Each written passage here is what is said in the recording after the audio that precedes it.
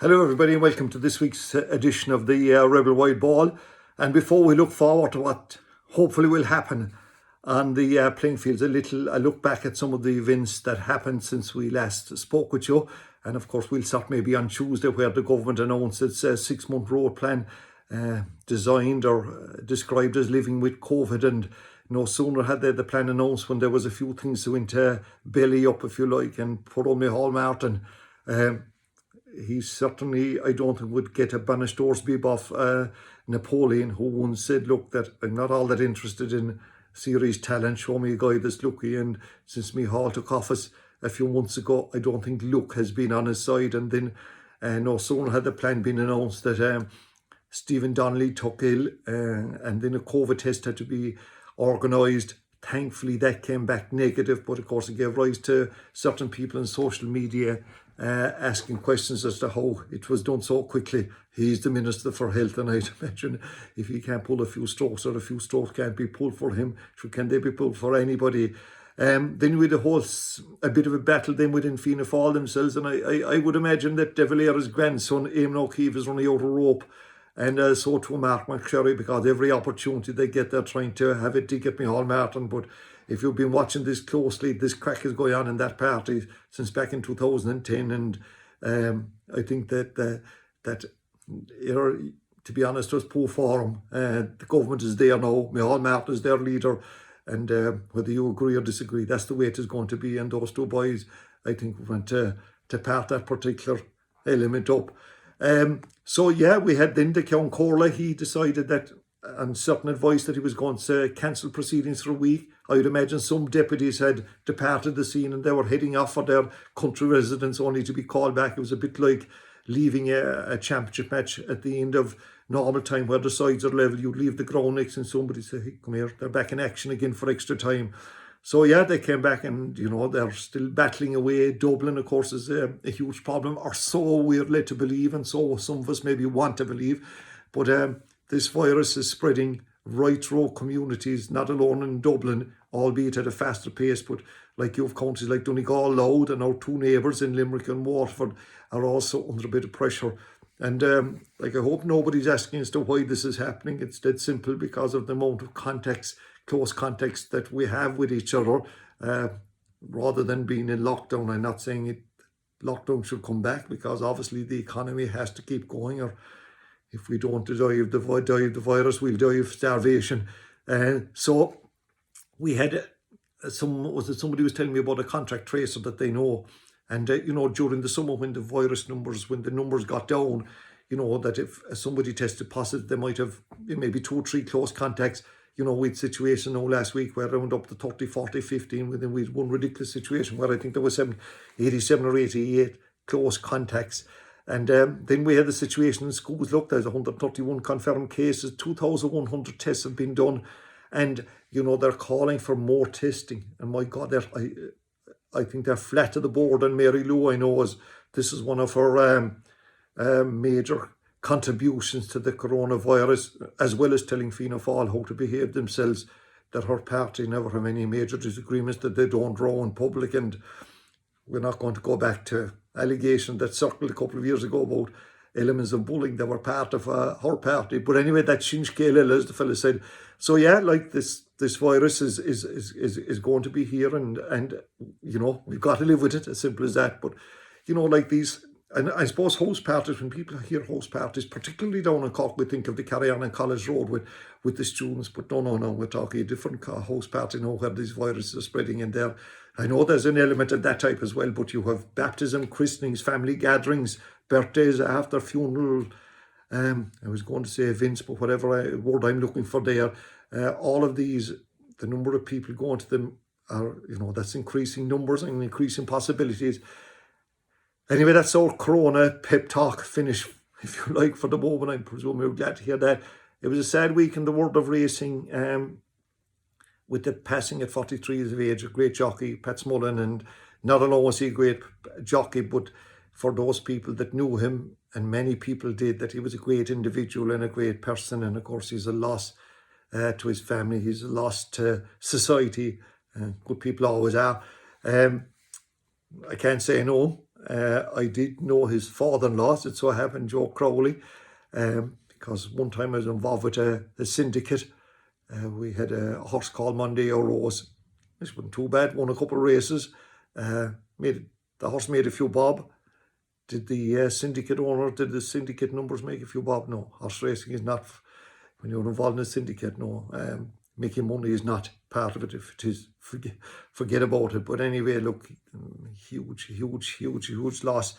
I suppose another sport that's, those youth who are watching golf now will be watching the Open over the next couple of days, and it's a great day it's a great weekend for one particular Irishman, James Hugo from Mallow, and the fact that he won the British Amateur Golf Championship last year, he's been invited into this, and he teed off earlier on Thursday afternoon with luminaries of as Bubba Watson and Lee Westwood, and did somebody tell me that he was asked a little bit what the roughs were like, and he said, look, I think he said something like they're like a heavy cut of silage. I don't know whether it was the first or second cut that he was actually talking about. Anyway, that's James, and we wish him well, and it's a great occasion for him and for his family, even though they can't be there for this particular one. I think there's only his trainer, his coach and fitness guy, I think, that can be with him. But anyway, that's that. We move on then to what's happening in terms of Gaelic games, and it's football weekend with two big hurling games involved. And, throughout the county, we look at what's happening in the divisions, and we look at ladies football and camogie as well. In the Premier scene of football, I suppose the first thing we have to say, and you're well aware of it now, that the first quarter-final game between Emo Rangers and Ballincollig is gone because of a COVID issue. As to when that will be played, I don't know. Like last week, we had Killa and Kilworth in a Slán final call off, and that's game going on next weekend. Whether this is a fluid situation, and it will mean now that the county football final will be, have to be postponed till maybe the weekend 10th or 11th of October, which means that Ronan McCarthy will have less time maybe to prepare his team. But I think that, for this particular year, the performance of the Cork hurling and football teams we are not going to be overly concerned with it. The important thing is that the club championships played to completion. Best championship ever by a country mile, despite the fact of the COVID interruptions. But the two quarterfinals are on. Newcestown play the Bears in Cork GAA at 4 o'clock on Sunday, and look, the Bears will be favourites, of course they will, but Newcestown, Jewel Club of the year thus far, because of the prowess of their hurlers and footballers, they will give it their all. But I still think that, that the Bears, not that I think, they are a better side, but sometimes the sum of the parts in Newcestown are what matters. And, we're looking forward to that, of course. And then on Sunday evening, we're looking forward more so to the meeting of Valley Rovers and Duhallow in the other quarter-final. And here, Duhallow would be on paper the better side. They have a pick of series clubs in Duhallow. A lot of these Duhallow players will be playing with their clubs on Saturday. And how they get on and how they come out of those games psychologically could have a big bearing on this match. But the Duhallow jersey means a lot to the people from that neck of the woods. And, not alone the players, but the supporters as well. Valley Rovers have gone back a little bit when these two sides met a couple of years ago. Valley Rovers probably should have beaten, but Lachlan McLaughlin made sure, well, other players did as well, but his John McLaughlin, when he brought down, I think it was Fiacre Lynch who was bearing down in goal. And John McLaughlin made sure that didn't happen. And I think Valley's probably felt that was their chance of getting through to their first ever county semi-final. It's a big opportunity for them, and of course it's a big opportunity for Duhallow as well. The Slán tournament there is Bishopstown and Island Rovers. And last week we had JJ Delaney playing with his club down in Kilkenny. And it was their 8th relegation final in 11 years. And they lost only one. They were relegated, I think, in 2016, came back up again. And here now you have a situation where Bishopstown played a relegation final last week in hurling. They won that against Ballyhay, and I think they'll win this one against Island Rovers in Clonakilty. That game going on Sunday. In the senior A football, again a massive championship, and we've Aerogue versus St. Michael's. Like the 4 teams left, or the 6 teams left here are all good sides, and any one of them could win this championship. But I have a fancy for Aerogue here, if they can play to their full potential. And when you're bluffing, I always say that. they have a chance. I think they'll be good enough for St. Michael's. For a great club. They'll have 4 Rockies hurlers starting, maybe 5th coming on. And, they've been around at the business end of the football season in Cork for a long number of years. So, yeah, it's a big game for both of them. And the winners play O'Donovan and Ross in the semi-final. In the other game, that's a 2 at 4 o'clock then. In Cork, we have Mallow playing Bandon. And look, Bandon were disappointing last week in the hurling. Mallow are on a bit of a high in terms of football, in particular after an earlier first round defeat. I think it was the Kish game. They've got their act together and they look good in some of their games. Bandon will relish the challenge. They qualified on 3 points. They're in bonus territory. But I still think that I'd go for Mallow there on that one. And then the Slaughter tournament there is between the St. Nick's, who've been playing on the margins for a couple of years. We've always said they're capable of winning one match. They have to win this one now, or else they will be relegated. It's a big match for them and for Bantry. And that game goes on in Dunmanway on Friday evening. Has a 7:30 start. In the Premier Intermediate Football Championship, 2 quarter-finals, and I never thought I'd be talking about Knocknagree after conceding 7 goals in their last match. That they did against Kilmatra.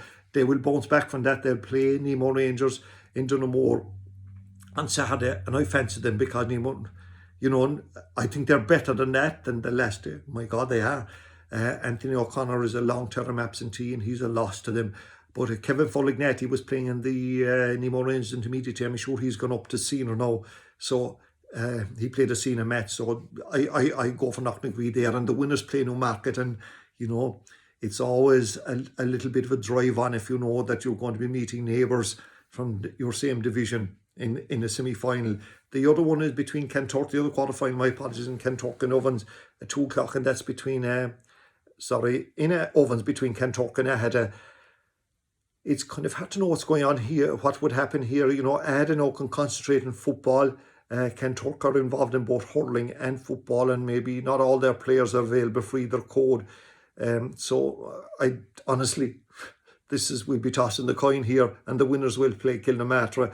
Don't be surprised if I'm telling you in a few weeks' time, we're all around the Kilnamatra will be playing Knocknagree in the Premier Intermediate Football Championship. No, we have just successfully annoyed 4 other clubs. Gabriel Rangers and Piercy will play in Ballinaccarriga, beautiful Ballinaccarriga, at 2 o'clock in this Lawnat tournament there. And I think there's Gabriel Rangers who will be going down. It has been a poor year for football in the north side of Cork City, and I'd imagine Na Piercy have a right good chance here of staying up with their grade and striking a blow for that part of the city. Intermediate football, because there's 16 teams in this championship, will be reduced to 12 next year. There are 4 quarter-finals and evenly balanced. But look, we'll be picking teams here and there. Kilshannig play Glanmort in Killavullen. I expect Kilshannig to get over this. They were last year's junior championship. The forum has carried through to this year. They're playing. But Glanmort have produced some great results as well, just losing, I think, 1 match. And then we have Rockchapel and Ballinora, and the winners will play each other. No, they're both in kind of bonus territory. Well, certainly I think Ballinora are. Rockchapel, do they fancy themselves to go a little bit further? Well, we'll wait and see. I have a slight fancy for them if we have to make a call on it. And then we've got in the other 2 quarter-finals, and the winners will play each other with Mitchelstown and Kinsale. And I think that Mitchelstown would be seriously disappointed if they didn't win this. I think Kinsale have reached their season's objective, if you wish. And then you have Mill Street playing Ahabullock, and I've spoken about Ahabullock before, and what an incredible club they are, and they're having a great year. Hurling, football and camogie that we'll mention in a minute. And so I think they play in Ballyvourney, and all those quarterfinals, by the way, are at 4 o'clock on Saturday. So I expect Ahabullock to get over that. And then we have the 2 hurling games, the Premier Intermediate Hurling Championship, and one crowd that must have spent the week on their knees are Blarney. Because they were 11 points down against Ballincollig. They probably spent the week at some psychiatrist coach trying to get them to move on after that defeat. 11 points up with 7 minutes left, and then they lost it. And Paudie Power, who struck the winner for Blarney, imagine 22 hours later he was inside Páirc Uí Rinn again last weekend, scoring a goal for Scored a goal after 14 seconds for UCC. But anyway, back to these two semi-finals. Castlelyons will play Cork Rovers. What a team, what a year for Cork Rovers. Qualifying in 2 points. And they haven't looked back since. They beat Ahead in that final group game, which was a big win for them. And then beat Watergrass Hill, which was a bit of a surprise last week. This now they're at another level when they're playing Castlelyons. Like, I actually think the Castlelyons are the team to put a few pennies on to win this championship. And as I said, Carrigaline will play Blarney. A few of these guys were playing for UCC last week. They're in opposition this week. And Carrigaline have brought their A game, if you like, to all of their matches this season. It doesn't always happen for them. Now they have to do twice in the semi-final and in a final if they're to get there. And like, they have ability, there's no doubt about that. But sometimes the form deserts them a little bit. But anyway, we'll see how that one will go. I mean, at Blarney at this stage, anything is possible. In the divisions, and a quick run through here, it's a big weekend with mostly football games we played. But in the West Cork, there are 4 quarterfinals, 2 in the junior hurling, 2 in the junior football. And they're played at Saturday. The hurling starts at 5:30 because they need more of God's light. And at 5:45 then the football quarterfinals. In the hurling, first of all, we have Clonakilty playing Dawneys. I expect Clonakilty to win that. They're out of the football. There's some good hurlers down there. Well, Dawneys are out the football as well, but I just think the Clonakilty will get there. And in the other game, we have Ballinascarty, who will be the favourites and the champions to defeat St. Mary's. In the football, Kilbritton and Cabray Rangers. How focused are Kilbritton? They're in the semi-final of the lower intermediate championship, and they know that they have to win the lower intermediate this year or next year. They're playing junior. So, I don't know how focused they will be. And they're playing Cabray Rangers, second team, who I believe have a number of veterans involved with them who've have senior experience. So that might just swing that. And then you have the other quarterfinal, which is going to be a good game because they met earlier on in the season. Kilmeen won, I think, by a point. I'm not too sure of the margin. And of course, Tygmacorrig's then, who've been operating on the verges of this championship for so long. And you remember we mentioned Noosastown earlier on. There's a little bit of a symbiotic relationship between Noosastown and Tygmacorrig's. They're a kind of a twinny arrangement. Cora Keane, who plays for Noosastown and has been doing so hurling and football, he's the coach or the trainer or the manager of the Tygmacorrig junior football team. And in return, 2 of the Tygmacorrig players go up to Noosastown and they'll play a big role in their match against St. Finbarr Sunday. That's Cullum and Brian O'Driscoll. In Imokilly, after last week's great win by Liscool, their first final ever in junior hurling, and they won it. And who knows, they could go on and win the county this year. But this football weekend, they won't get too excited down there about it. You all will play Carricktool, and because you all have played a higher grade of football in the past, we just fancy them. But to be honest, I haven't a clue. I haven't been following the fortunes of these two teams. And Cove and Middleton, there was a time when Middleton were a serious football team, but that was in a distant past. Cove, this could go anyway. And I suppose either of the two games could go anyway, to be honest with you. Borby should be Cullen in Drumtariff at 4 o'clock on Saturday. And they're champions for the past 2 years, and they just, they've been a tad unlucky in the county championship, and that's where they want to be. But look, to lose a county and to come back again year after year is a great sign of a club. So they'd be the fancy there in that one. And then in Musgrave, 2 great junior football semi-finals here. The first one, Eve Laren in Escara, and on paper Eve Laren should be expected to win it, but in Escara, out of the hurling, and they can play football there. They don't play maybe a huge amount of it, but I still think I'd go for the Eve Laren side in that. And then we have Kennevy and Kilmurray, they're parishioners, they play hurling with Clodove. They love and hate each other in equal measure. And I'm not too sure how this one is going to go, but both of them would have serious ambitions every year, not alone beating each other, but to add a little bit of spice, they'd have serious ambitions about winning that championship.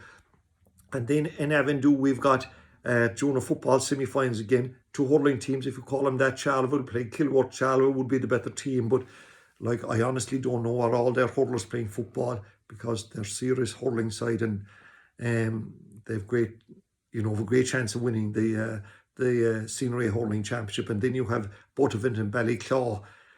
Look, Buttevant, a couple of years ago, they were playing the premier competitions. They're on the age level. Whether that can transfer on to adult level, see, it can be difficult. You'll find that in GA clubs that God, tradition is huge, like, do you know what I mean? And so I don't know how they will go, but they're two interesting semi-finals. And like all these divisional, and well done to these divisional boards, and well done to the county board for now acknowledging and supporting them. And you know, I think they play a big part in the landscape in Cork. Now in ladies football, two finals. We have got the Junior C final between Nemo Rangers and Carrigaline. Both games on Saturday at 5 o'clock. This will be a close affair. They've met in the past this year, and a very close game. Saoirse Noonan, though, she's an accomplished footballer, an accomplished soccer player, and how she plays or how she can be stopped from playing could decide the outcome of this one. I go for Nemo Rangers here. The Junior B final is an always Cork situation between Castlehaven and O'Donovan and Rossa. I think Castlehaven will win this. Primarily, they have a good team, of course. They wouldn't be in this B final were it not for they being a good side. But Laura O'Mahony, who had graduated on the Cork team, sustained an ankle injury, which I think finished her season. She's a huge loss. And, you know, the West Cork team that won last week, Siobhan Courtney from Castlehaven was playing in it. My God, what a game of football that was. But anyway, so two good games there. And they're coming to the end of their season in ladies football. In Camogie, again, 4 big matches for the clubs involved. You have the Senior A semi-final. They play 2 games on Saturday, 2 and 4, and they play 2 games on Sunday in Castle Road. This is where the Camogie operate at 2 and 5 Saturday games, 1 and 4 on Sunday. And the 2 o'clock game on Saturday is the senior semi-final between Inniscarra and St. Finbarrs. I suppose the fact that, like, Inniscarra were champions a couple of years ago now, they are missing a couple of players. But the fact that they played last week might give them a bit of advantage over the bar. So obviously if Jim O'Connor, good hurlers as well, are good Camogie players. Should I say hurlers? I'm never too sure about that. And Cork Rovers are waiting in the wings for the final. Cork Rovers qualified for their second ever final. They've never won it though. That for a few weeks' time. In the Junior C final, it's Kilbree and Ahada. Kilbree from West Cork. They're kind of the Kilmean side of the parish. And they won a 13-a-side competition last year, a county competition. They have young players, and you know, they're doing great work there. Ahada were beaten in the final last year, and I suppose, look, maybe they get a slight nod of approval, if you wish, in that one. And then on Sunday we have the 1 o'clock game is the Junior D final between the vastly experienced Newtown Shandon side against Tracton, who came through the tough side of the draw, but I still think that maybe Newtown Shandon would win that one, the intermediate final. What a game we're going to have here between two really top class teams who have tasted a lot of success, but some bittersweet days qualifying for final and losing them. In 2018, Bullock lost. They're back again. They have a very young side, average age of 19. I think they have something like 8 minors playing for them, but they're seasoned players like Cleena Healy, Ciara McCarthy and Katie McCarthy, and Captain Emma Flanagan, you know, will try and ensure that this great club will get over the line. And Dennis Ring, who's an international, maybe used to renowned coach in, you know, adult hurling and Cork underage teams, and there was a time when maybe he'd be considered for the Cork job. Here he is coaching his own crew, if you wish. And yeah, that's their side of it. Inniskeen, for their part, have been in, this is their 3rd final in 4 years, I think, and they had heartbreaking defeats in 2017 and 2019 to their near neighbours Newstown. To be beaten by them, to lose a county final is one thing. To be beaten by the crowd over the ditch is a completely different animal of psychological damage. But they have come from it, and they're back in the final. They have a good team and a couple of great hurlers, none more so than all-star and probably the best centre forward in the Camogie Fields of Ireland. And that's Orla Cronin, so devoted to her club, and of course to Cork as well.